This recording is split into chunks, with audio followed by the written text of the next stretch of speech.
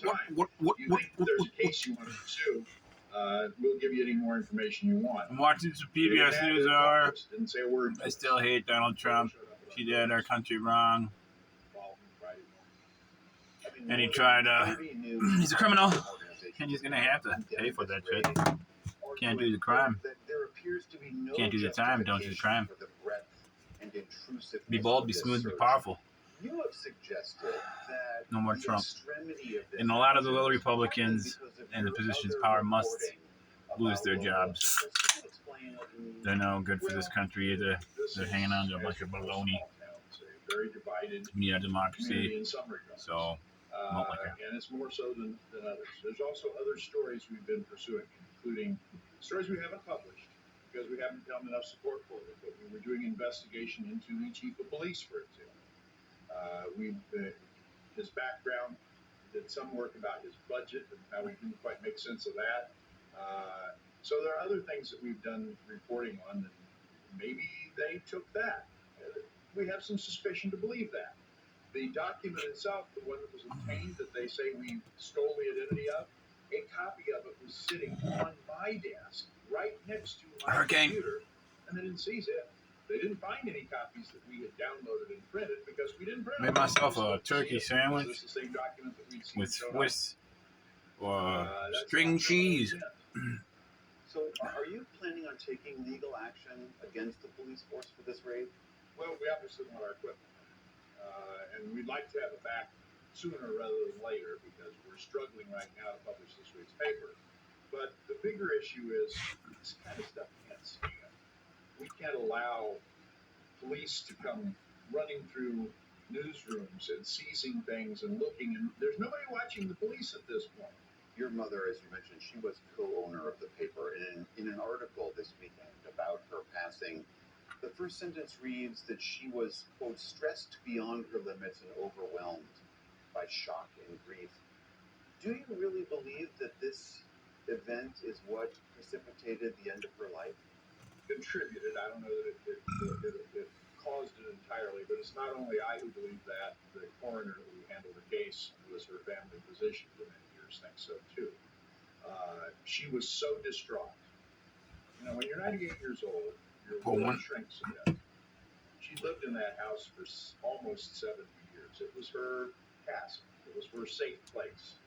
To have police officers come and stand and watch her for 2 hours waiting for other officers to come and search her material, because we had to conduct these raids as if it was against some Medellin drug cartel, simultaneous raids at 3 locations, and so on and so forth.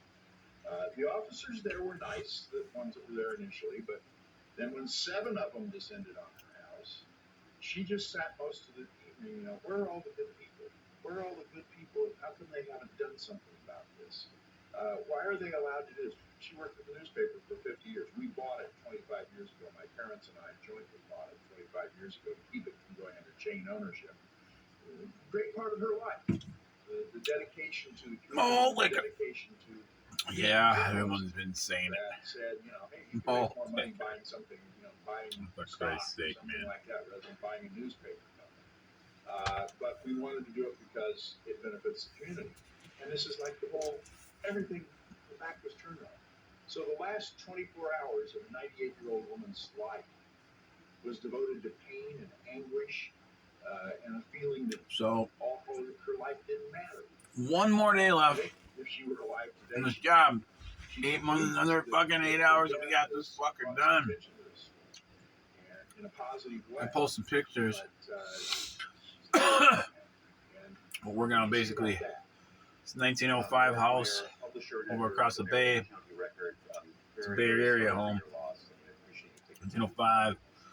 Whole bunch of old woodwork, old oak, dark, all painted over.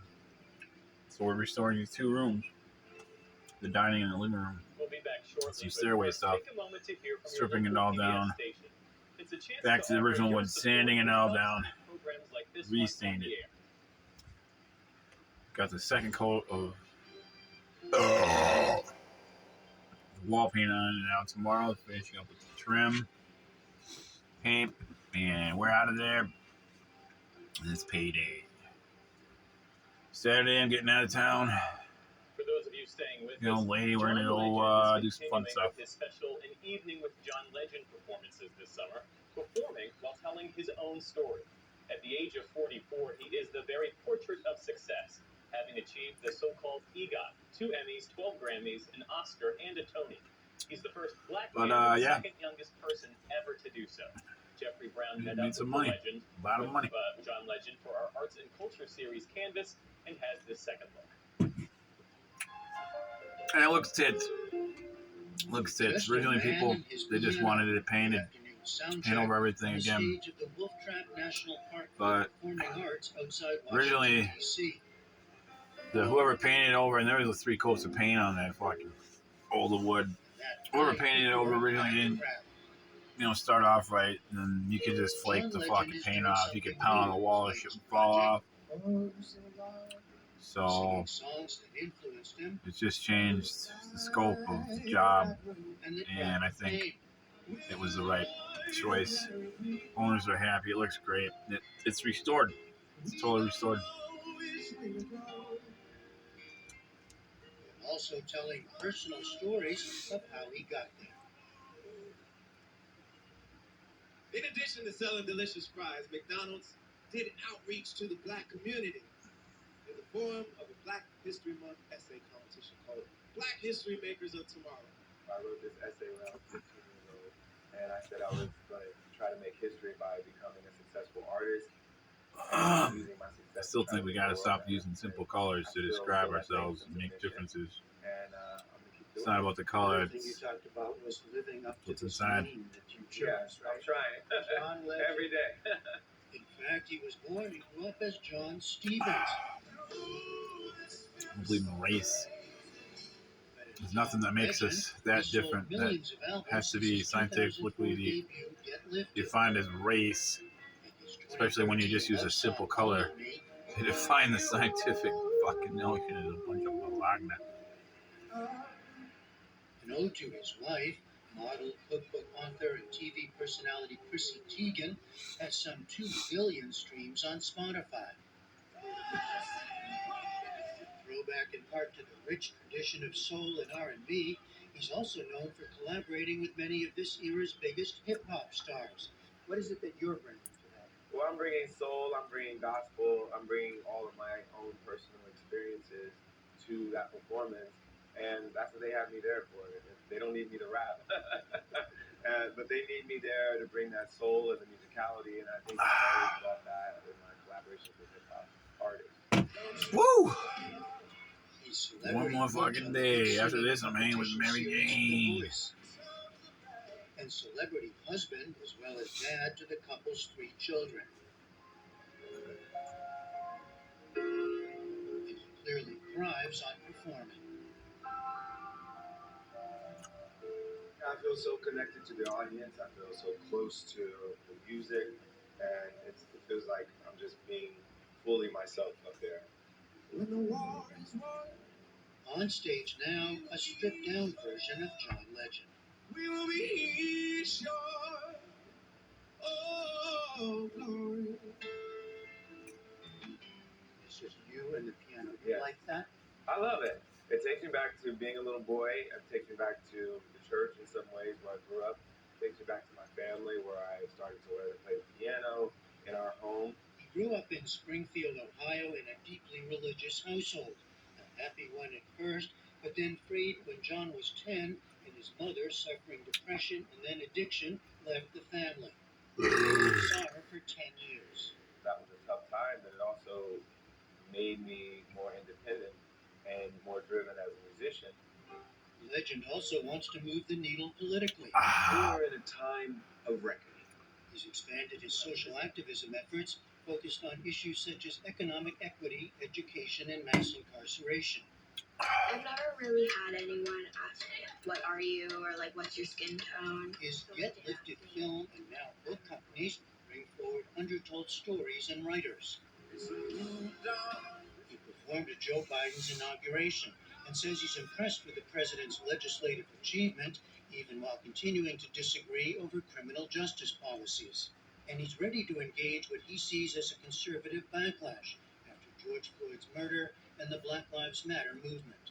there's been this strain in conservatism that's looked at Goddamn right they do. new awareness, new progressivism when it came on race and said, Lives no, we don't matter. like that.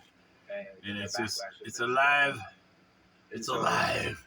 people on the side of progressive values, people on the side of us being one nation together under God, where we all have equality, have to fight. Yeah. Just like the folks on the side of the backlash. Yeah. So I applied to work. At his concert, John Legend revealed his alternative life. I take a job at a place called Boston Consulting Group. Unsure of making it in music, he worked as a management consultant for several years after college, while recording and performing at night. It might not have been so bad a life, he says now, but It's such an inspiring and motivating thing to be able to do. Get up in the morning and know that you can create something new that didn't exist before. Not having that in my life, I couldn't imagine it at this point. But you know, I'm glad I made the decisions I made, and I'm glad life worked out the way it did. Ooh, the end of all time. I will stay with you. Hurricane. PBS NewsHour, High I'm gravity. out at the Wolf Trap National Park for the Performing Arts. Thank you.